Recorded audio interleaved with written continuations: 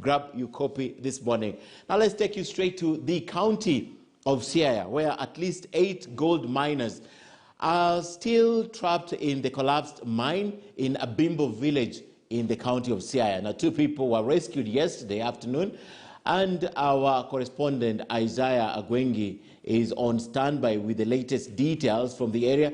We also understand the area MP is also at the site of that tragedy. And earlier on, we learned that there are actually 3 miners who are speaking to the villagers, according to the Nyanza police coordinator, or the regional police commander for Nyanza, who told us that there are 3 villagers who are speaking to them. Let's now join Isaiah. Isaiah, good morning to you. We know there are attempts to rescue the miners who are still trapped. Some are still alive, and the government has sent machinery to the ground. What else can you tell us from the ground?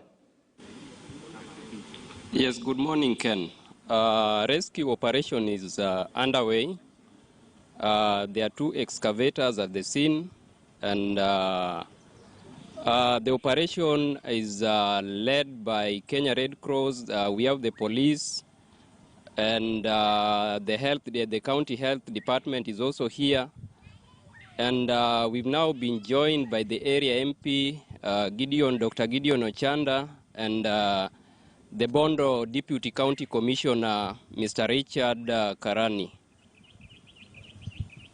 All right, we understand that you spoke to the members of parliament and the leadership of the area. What are they telling you, especially the fact that this mine was a closed mine and they were just trying to gain access to it once more?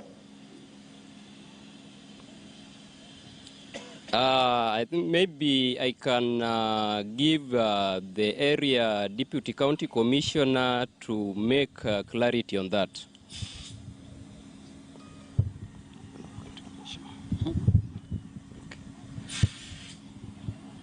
So, my name is Richard Karani, the Deputy County Commissioner Bondo. Here, before me is a disaster team and also our area MP. So this accident occurred yesterday in the afternoon. 8 people are trapped inside so far. There were 10, but 2 managed to be rescued. So we're still trying our best to ensure that the 8 are rescued alive. So as at now, there is not much to say until we complete the exercise. We are trying our best at least to control the people around so that the rescue efforts can be carried in a way that is efficient and faster. Thank you. Yes, but Commissioner, it's alleged that this... Yes, but Commissioner, it's alleged that this is one of the sites that was closed as it was considered as one of the illegal mining sites. What happened? We are going to make an investigation, and whoever is culpable will be, action will be taken against him or her. Because when the mine has been closed, it should not be opened until it is licensed, is authorized. So we are going to go after the person who is in charge of the site. Maybe I'll get to the area MP now to tell us what are some of the actions that his office has taken so far since the incident happened yesterday. I think what's happening is basically mobilizing what we could do locally in terms of even the excavators that are working, in terms of the support that is required. We are trying to coordinate ourselves in exactly what we are able to do that is within our hands. The exercise is still on. We don't know how long it's going to take. And as at now, it is still dependent on us. It is the Siaya County government that has come in. It's my office that is in. It is the Deputy County Commissioner that is in, and the police. Local. Still, we are very local. But I really want to plead that this that we are seeing is beyond the local efforts. We really require a little bit more in terms of even the equipment that we are talking about here. The amount of soil, the amount of earth that we have to move requires stages. And because the holes are fairly deep, for us to get to that level of over 60 feet down, I think it doesn't require one equipment. One equipment must be hauling, like the excavator must be hauling soil to the next and to the next. We need like even 4 for this exercise to be completed. As at now, we are still hopeful. that we will rescue some of the guys who are trapped inside. We are still very hopeful. Up to some point, they have been able to communicate to us, and we believe that by the time we get to them, we'll get some of them still alive. That's really our hope. But I still want to plead that we require a lot more support. We require more support in terms of even the equipment. And I think this should be a call that our government needs to live up to. That our level of emergency preparedness is still very, very, very low, extremely low. Because if it were not these local efforts, I don't think we can say that the government has done anything apart from what the county government has done. The DC is here with his hands. DC doesn't have equipment, and since yesterday, we are still talking to the disaster office in Nairobi. So the process, the bureaucracy that is in between the processes of emergency in this country, I think really requires that we must do something very, very seriously and urgently. Mheshimiwa, this is not the first time that we are experiencing such incidences in Bondo, especially in the gold mining sites. Around 2019, we lost 3 students who died in the same manner. And thereafter, there was closure of some sites. There has been the closure of these sites, then they are being reopened.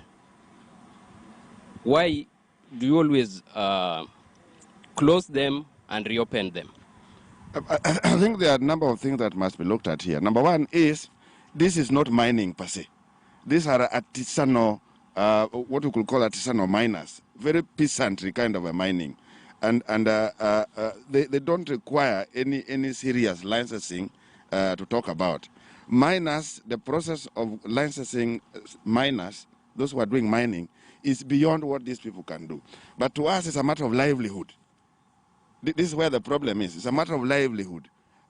Just like fishing, yeah, we have gears that are not required. But because of livelihood, because of the situation that people find themselves in, they engage into other illegal exercises. So in our view, there's an element that is allowed, but we wanted purposes of these guys regulating themselves. And they have formations. They have formations of their circles. They have the formations of their own little societies here and there. I pleaded for some of this to be allowed to continue, not because of anything, but because of the livelihood. People are dependent on this. When we closed it completely, there's no life here. When we close it completely, there's no life here. So as a person who represents people, yeah, my people must eat. And for them to eat, they must depend on these little exercises that they're happening here. The only thing is that we must get away with how to regulate them. We must get away with how to be able to be responding to some of these situations when they occur like the avocado. Thank you, Mheshimiwa. Back to Studio Ken. Thank you very much for the update. That's the collapsed mine in the county of Siaya in Bondo, specifically the area MP. They are speaking, Dr. Ochanda speaking to our correspondent on the ground. And of course, this is a story that we have our eyes on for you and our ears on the ground also to definitely tell you when finally the trapped miners are rescued. We understand from the regional police commissioner earlier that about 3 miners have been communicating to the villagers. In fact, they were even able to pass water to them. And on the ground right now, there are excavators. The other machinery that the government intends to use to get the persons who are still trapped from that mine that was closed, but they yesterday attempted to use it again to access other areas of the mine. So that's a story that we are keeping our eyes on for you. And as soon as we have details, we'll be going back live to the county of Siaya. And that's the top story right here on News Center this morning. However, away from that, there are also other stories that are unfolding in several places in the country. And one of the stories is meeting the National Civil Registration Vital Statistics Stakeholders Forum that is currently underway in a hotel right here in Nairobi. We understand that